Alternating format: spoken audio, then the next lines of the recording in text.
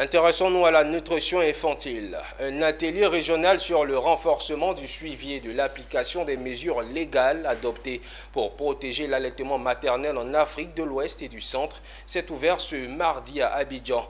Cet atelier, qui regroupe 14 pays, vise à renforcer les capacités des participants à protéger et à promouvoir un allaitement maternel exclusif selon les recommandations de l'OMS. Le reportage est signé Philippe Zabo et Maru Seri.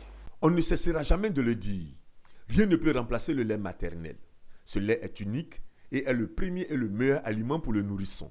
Il protège ce dernier car il joue le rôle de vaccin.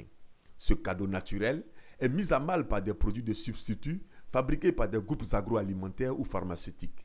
Pour protéger les nourrissons, 14 pays d'Afrique de l'Ouest et du Centre ont adopté une mesure légale sur la commercialisation des substituts du lait maternel.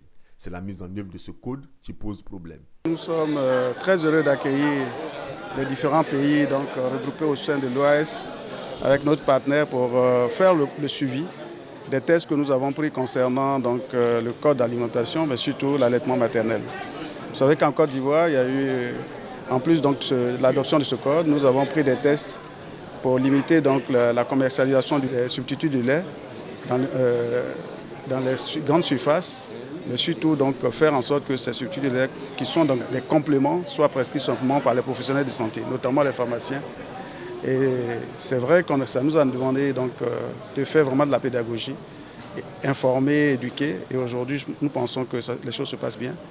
Donc ce cadre-là, cette réunion nous permet de faire l'évaluation de ce qui a bien marché chez nous, mais aussi ce qui a bien marché dans les autres pays. Est-ce que ces tests-là sont appliqués effectivement? Est-ce que nous trouvons encore des laits de ce type dans les marchés, dans les supermarchés ou dans les malls?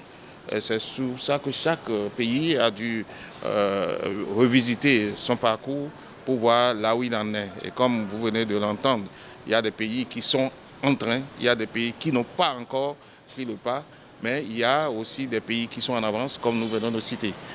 Mais dans tout ça, c'est l'encadrement du jeune nouveau-né pour que ce jeune-là soit exclusivement allaité pendant les 6 premiers mois de vie. Le taux d'allaitement exclusif en Afrique de l'Ouest et du Centre est de 37%, où celui du monde est de 48%.